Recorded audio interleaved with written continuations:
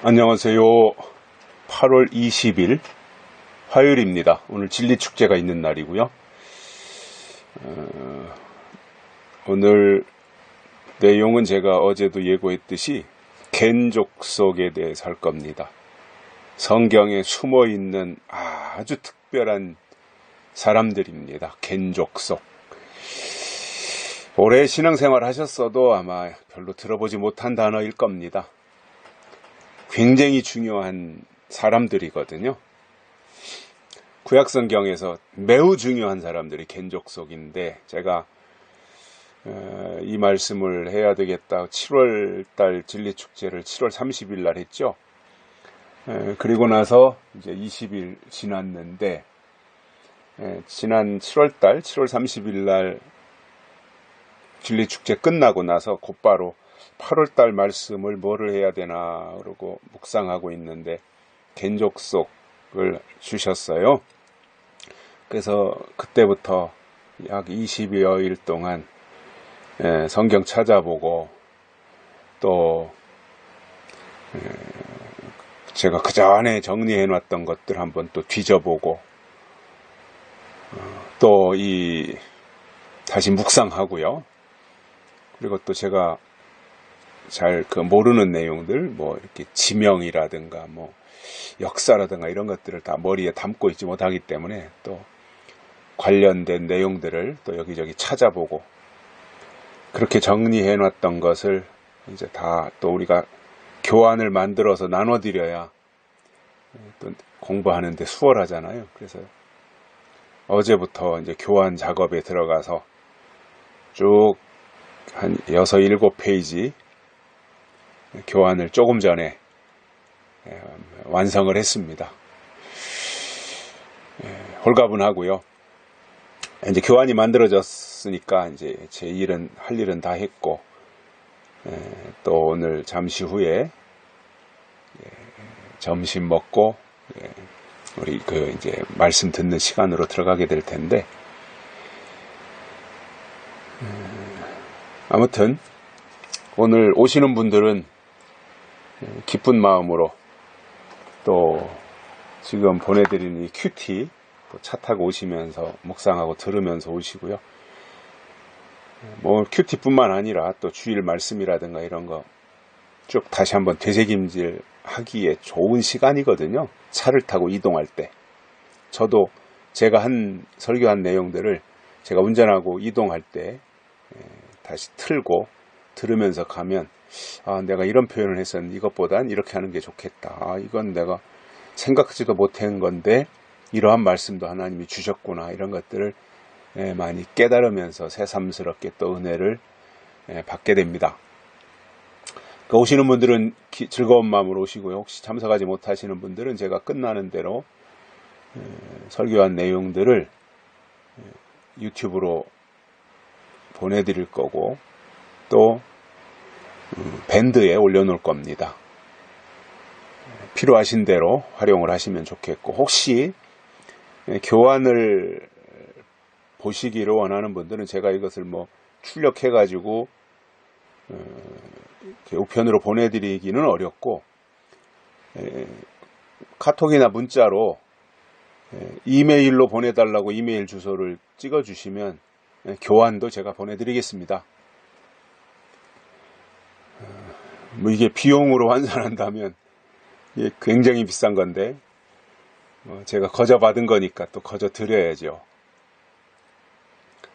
아무튼 오늘 그렇게 의미 있는 또 하나님의 뜻을 깨닫고 숨어있는 겐족속을 통해서 마지막 때 하나님이 숨겨놓으신 믿음의 지체들을 이렇게 함께 연결시키고 깨닫는 그러한 시간이 되리라고 저는 확신합니다.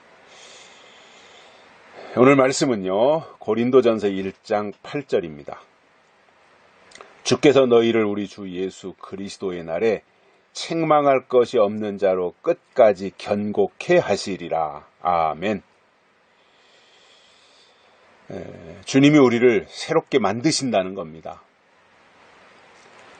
연약한 우리들을 강한 자로 만드신다는 겁니다. 철장이라고 하는 것은 큰 쇠막대기잖아요. 연약한 별스럽지 않은 나무지팡이와 같은 우리들을 쇠지팡이로 만들어 주시겠다는 거예요. 그래야 심판을 할 수 있어요. 다 썩은 작대기 가지고 무엇을 두들겨 패고 심판하겠습니까? 다 썩은 작대기. 겉으로 보기엔 멀쩡한데 몇 번 휘두르면 썩어가지고 다 산산조각이 나지 않겠어요? 근데 갓 용광로에서 뽑아가지고 풀무에 넣고 단련시켜서 만든 큰 쇠막대기, 이 철장, 이거는요 겁날 게 없는 거죠. 그걸 휘두르면은 뭐 호랑이가 온들 겁나겠어요? 사자가 덤벼든들 그게 겁나겠어요? 이 큰 쇠막대기를 들고 휘두르면 아무것도 문제되지 않겠지요. 그야말로 시편 2편에 있는 것처럼 질그릇 깨뜨리듯이 하겠다고 하는 그 말씀처럼 그대로 되지 않겠습니까? 하나님은 우리를 견고하고 강하고 담대하게 만드시기를 원하십니다.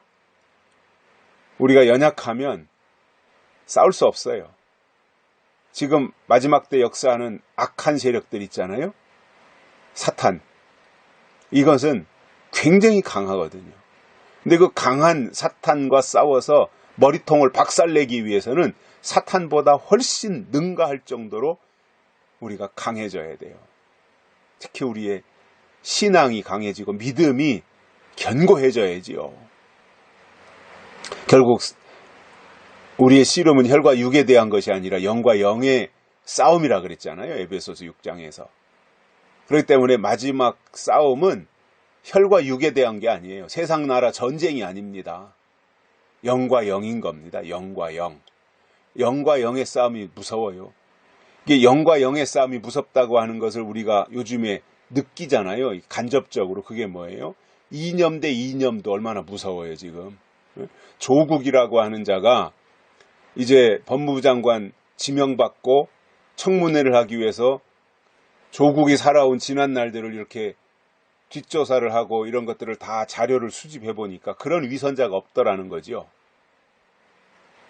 그런데 그는 똘똘 뭉쳐서 산호맹인지 대한민국을 사회주의 노동자의 나라로 만들기 위해서 앞장서서 투쟁했던 아주 극좌파,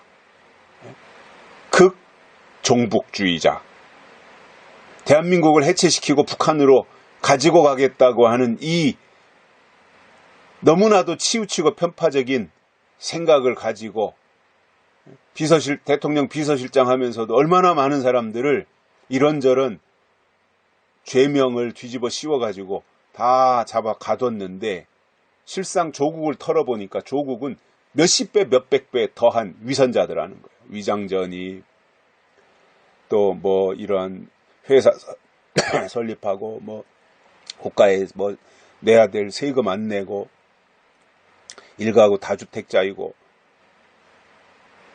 이러한 모든 면에서 이게 너무나도 앞뒤가 안 맞는 모순 덩어리들하는 거죠.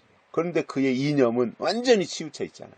대한민국 땅에서 사는 사람이라고 할 수 없을 정도로 완전히 치우쳐버린 종북주의, 김일성주의자라고 하는 것이 드러나고 있는 사실들이잖아요.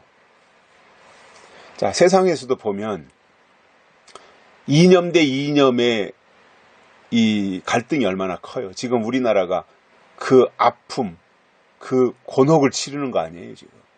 박근혜 탄핵시키고 나서, 박근혜 탄핵하기 전에도 물론 좌파가 있었지만 이렇게 수면 위로 드러나서 헌법을 무시하고 이 공산주의를 찬양하고 드러내놓고 김정은이를 지지하는, 빨갱이를 찬양하는 이러한 일은 없었는데 이제 박근혜 탄핵시키고 문재인이 정권 잡으면서 문재인 자체가 김일성주의자, 공산주의자니까 그쪽으로 완전히 이념이 치우쳐버리니까 지금까지 70년 동안 지켜온 자유민주주의의 이념을 가진 정상적인 우리 대한민국 국민들과 이 대한민국을 북한으로 끌고 가서 연방제를 만들겠다고 추진하고 있는 문재인과 그 주변에 있는 청와대 이 좌파 성향의 극좌파죠. 김일성주의자들, 주사파들.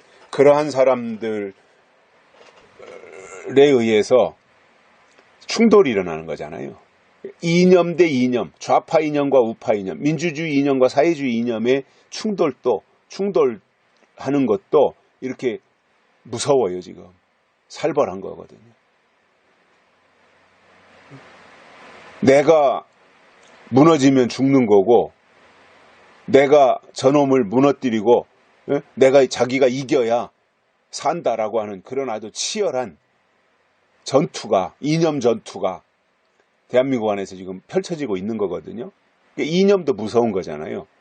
민주주의, 자유민주주의 이념이냐, 아니면 사회주의, 공산주의 이념이냐. 이게 완전히 다른 거거든요. 마찬가지로 영과 영도 똑같은 거예요. 하나님의 영과 사탄의 영. 이건 완전히 대치되는 거거든요. 조금도 인정하거나 수용할 수 없는 부분들이잖아요. 하나님의 영과 사탄의 영. 마찬가지예요. 좌파와 우파의 어떠한 사상, 이념, 이것도 치열한 거예요. 그런데 하나님이 우파이시고 또 보수가 우파이니까 우파의 어떤 성향, 우파의 관점에서 접근하고 해석하고 받아들이고 하는 것이 당연한 거거든요. 대한민국 땅에 살면서 우파하는 게 당연한 거 아닙니까? 대한민국 땅에서 살면서 보수하는 게 당연한 거예요. 그렇다고 해서 무슨 뭐 비판도 하지 말고 무조건 그냥 일베들처럼 그렇게 따라가자는 것이 아니라 비판할 것이 있으면 비판하고 보수를 향해서도 비판할 거 있으면 하고 진보를 향해서도 비판할 거 있으면 비판하고 이렇게 뭔가 나가서 또 민주화 운동을 해야 될 때가 있으면 하고 그래야 국가가 정상적으로 작동이 되는 거니까. 그러나 그것이 사회주의로 가기 위한 빨갱이 공산주의로 가기 위한 것이라고 할 때는 그것을 또 막아야 되는 역할이 있는 거잖아요. 마찬가지더라는 거예요. 영 대 영, 영과 영의 싸움도 더 치열하면 치열했지 이념 전쟁만 못하지 않습니다. 사탄이 지면 무적행에 들어가는 거거든요. 절대로 지지 않으려고 발악을 하는 거잖아요. 똑같아요. 지금 좌파 정권이 무너지면 자기들도 다 감옥 갈 거 알아요. 왜냐, 자기들이 한 짓이 있으니까. 원전 파기시킬 때도 헌법 무시하고 태양광이니 뭐니 하여튼 뭐 지금 별이별 이게 과거 정권에서는 감히 상상도 하지 못했던 일들이 2년 남짓되면서 수십 배 수백 배가 더 큰 거잖아요 지금. 그러니까 어떻게든지 내년 총선에서 이겨가지고 헌법 바꿔가지고 장기 집권하려고 하는 이 노림수를 잔꾀를 부리는 거죠. 그렇게 호락호락 되지는 않겠습니다만은 아무튼 수단 방법 가리지 아니하고 내년 총선에서 이기려고 별수를 다 할 겁니다. 별수를. 투표용지 조작은 안 할라나 모르겠어요. 개수하는 거 조작 안 할라나 모르겠어요. 아무튼 위선자들이기 때문에 수단 방법 가리지 않고 별짓을 다 할 거다 라고 하는 게 여러 염려하는 사람들의 생각이고요. 그런데 제가 볼 때는 내년 4월 국회의원 총선거까지 가지도 않을 것 같아요. 왜냐? 지금 우리나라의 경제가 하루하루 엄청나게 무너지고 있잖아요. 여론조사는 뭐 49%, 뭐 48% 이렇게 대통령 여론조사는 나온다고 하는데 새빨간 조작이고요. 그것도. 다른 여론조사, 조사한 것을 보면 이게 얼마나 허무맹랑한 여론조사인가를 알 수 있어요. 다른 또 어떠한 국민들, 시민들의 반응 이런 것들을 보면 절대로 48%, 49% 이거는 말도 안 되는 거거든요. 근데 놓치면 죽으니까, 총선에서 지면 자기는 죽으니까 죽지 않기 위해서 별의별 짓을 다 할 텐데, 안타깝게도 내년 4월 전에 올 연말이 다가오면 그때 대한민국 경제는 안타깝게도 왕창 무너질 것 같아요. 지금 진행되는 속도를 보면 그래요. 그리고 좌파들이 절대 못하는 게 있어요. 경제를 못 살려요, 좌파는. 왜냐? 아는 게 없어요. 머리에 들은 게 없어요. 기업을 경영업을 해봤습니까? 누구 돈 벌어서 월급을 줘봤습니까? 그냥 운동권에서 운동이나 하고, 그러고 어디 뭐 시민단체 이렇게 빌 붙어가지고 뜯어나 먹던 사람들이 어떻게 이 큰 경제를, 살림살이를 할 수 있겠어요? 못해요. 말이 안 되는 거예요. 그리고 좌파들은요, 과학을 믿지 않기 때문에 이 세상이 다 선진국이라고 하는 것이 정확한 과학과 데이터에 의해서 움직여지는데, 좌파들은 과학을 믿지 않거든요. 그리고 선동하는 데만 익숙한 사람들이에요. 선동. 그리고 불리하면 거짓말. 그걸 이제 국민들이 알기 시작한 거죠. 그래서 아마 쉽지 않을 겁니다. 국민들이 고통을 감내해야죠. 어쩔 수 없는 거잖아요. 선택을 잘못한 거니까. 그에 대한 책임은 공동 책임이죠. 국민들이 져야죠. 근데 내년 또 뭐 예산도, 국가 예산도 뭐 엄청 또 올려서 뭐 500 몇십 조를 세운다 그러잖아요. 다 지금 내년 총선을 겨냥해서 총선에 이기기 위해서 이렇게 선심성 예산을 쏟아붓겠다고 하는 건데, 그 전에 먼저 붕괴가 될 것 같아요. 이미 시작이 됐는데 아마 현 정부가 이게 경제가 심각하구나 하는 걸 이제 조금 눈치를 챈 것 같아요. 그래서 언어가 좀 바뀌었어요. 앞으로 보면 재밌어질 것 같아요. 조국이 임명이 되느냐 안 되느냐 그것은 잘 모르겠는데, 저 정도 저렇게 만신창이가 되어 있고 완전히 걸레 중에서도 상걸레라면 아무리 대통령 측근이었다고 하더라도 법무부 장관 시키면 안 되죠. 그것도 대한민국 체제를 전복시키려고 했던 산호맹 앞제비였던 사람을 법무부 장관 시킨다는 게 말이 안 되죠. 그건 대통령이 잘못 생각한 거죠. 이제라도 저는 철회하기를 바라요. 그게 문재인 정권에도 도움이 될 겁니다. 밀어붙이는 것보다 지금이라도 철회하는 것이 그나마 내년 총선을 바라본다면 사퇴시켜야 됩니다. 문재인 대통령으로 해서 저는 충고하는 겁니다. 조국 임명을 하고 안 하고 대통령 권한이고 뭐 대통령 할 일이지만 더 이상 망신당하지 말고, 지금 그러지 않아도 북한, 뭐 중국, 러시아, 일본, 미국한테 다 두들겨 맞느라고 정신없는데, 그래도 국민들로부터 지지는 어느 정도 받아야 되고, 또 대통령 선거에서 당선될 때 41%가 표를 줬는데, 그래도 41%에서 한 10% 빠지더라도 한 30%는 국민들로부터 지지를 받고 대통령 자리에 있어야 그나마 대통령이라고 목소리를 내는 거지. 완전히 무너져서 20%, 15%, 10% 이렇게 떨어지면 어떻게 얼굴 들고 다닙니까? 조국을 임명하는 순간 아마 대통령은 박살날 것 같아요. 잘 생각해서 조국이 문제가 아니라 지금은 문재인 대통령 당신이 더 다급하다라는 충고를 제가 드려요. 귀담아 들어주셨으면 좋겠어요. 안 들으시겠지만 고집이 워낙 세서. 근데 이 참 정치라고 하는 게 자기 소신도 있어야 되지만 결국은 국민들을 위해서 정치하는 거잖아요. 그러니까 국민들의 목소리를 들어야지요. 그렇게 귀 막고 무슨 정치를 하겠습니까?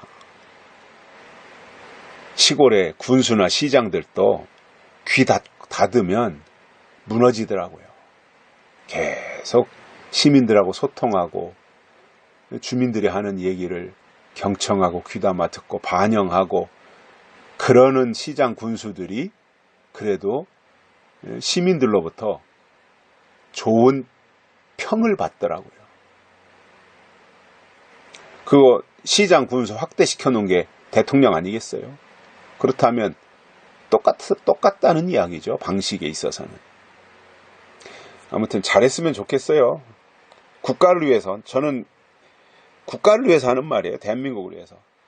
대통령의 자리에 있는 동안이라도 국가를 위해서, 국민을 위해서 잘했으면 좋겠어요.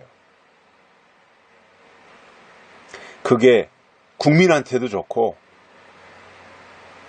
대통령한테도 좋은 거 아닙니까?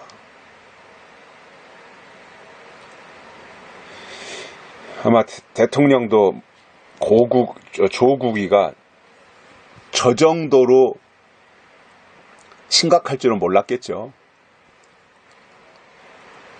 근데 이제 진퇴양난이 됐는데 철회하자니 또 대안이 없고 밀어붙이자니 또 무리수가 되는 것 같고 아마 밤잠 못 자고 고민 좀 할 것 같아요. 이러지도 저러지도 못하는 그러자네도 약간 어리버리하다고 말을 듣고 있는데 참 이번 과거에 뭐 20몇 번의 인사청문회가 다 참 형편없는 인사청문회였고 그럼에도 밀어붙여서 임명을 다 했는데 이번 조국의 청문회는 대통령한테는 가장 중요한 청문회가 될 겁니다. 아예 저는 조국도 더 망신당하지 말고 대통령 망신시키지 말고 국민한테 손가락 당하지 말고 이 정도에서 사퇴하고 떠나서 당신도 살고 대통령도 부담을 덜어주고 그렇게 했으면 좋겠어요. 그러한 결단을 좀 조국이 스스로 내렸으면 좋겠어요. 정치적 욕심을 다 버리고 이 상황에서 무슨 욕심을 지금 부리게 생겼어요. 지금 당신과 관련된 비리가 지금 매일같이 터져 나오고 있는데 그것도 그냥 젊을 때 학생 때 민주화 운동한 거 이런 게 아니라 도덕성의 문제가 지금 별의별 게 다 나오고 있잖아요. 국민을 더 이상 기만하지 마십시오. 속이지 마십시오. 얘기가 엉뚱한 데로 갔는데 자 이렇게 이념이 심각하고 치열하고 문제가 되듯이 영과 영은 더한 겁니다. 오죽했으면 공산주의자들이 종교는 아편이라 그래가지고 종교를 다 없애버렸겠어요.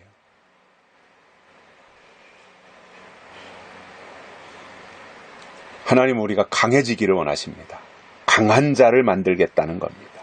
그래서 이렇게 말씀하죠. 우리 주 예수 그리스도의 날에 책망할 것이 없는 자로 예수님 오셨을 때 책망할 일이 없어야 된다. 이거. 내가 주의 이름으로 귀신을 쫓고 주의 이름으로 선진하고 주의 이름으로 많은 권능을 행치 아니하였나이까? 예수님이 내가 너를 도무지 알지 못하노라. 이 불법을 행한 자들을 내게서 떠나가라.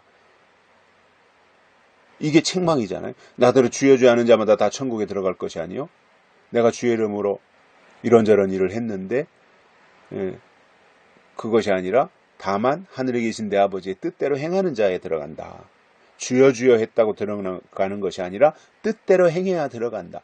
이러한 말씀들을 통해서 책망받지 않아야 되는 거예요. 그러니까 결국은 예수를 믿는다고 열심히 교회를 다녔는데 그날 가서 보니까 구원받지 못한다. 이게 가장 비참한 거라고 봅니다. 저는. 안 믿고 구원받지 못한 거는 뭐 당연한 거예요.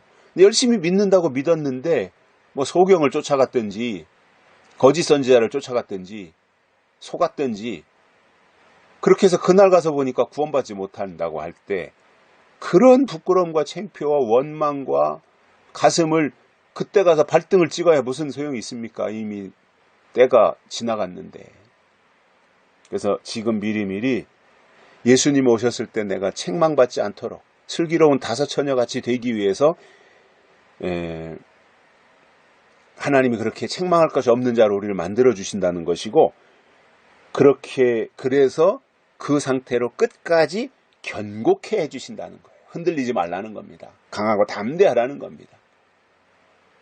우리에게는 믿음이 있다면 하나님이 신 담대함이 있는 거예요. 그러니까 순교도 하는 거고요. 그러니까 가나안 땅도 여호수아와 갈렙같이 쳐들어가서 여리고성을 무너뜨릴 수 있는 거죠. 그 담대함이거든요. 담대함이 어디서 나오는 겁니까? 육신의 담력에서 나오는 것이 아니라 하나님이 주시는 믿음에서 담대함이 나오는 겁니다. 말씀에서 담대함이 나오는 겁니다. 그렇다면 우리는 성경적 신앙을 가지고 하나님의 말씀을 늘 귀담아 들으면서 하나님을 향해서 우리의 신앙이 발전해가고 믿음의 고도를 높이면서 더욱더 하나님과 친밀해지는 그런 믿음의 종들이 되시기를 바랍니다. 오늘 여기까지 하겠습니다. 감사합니다.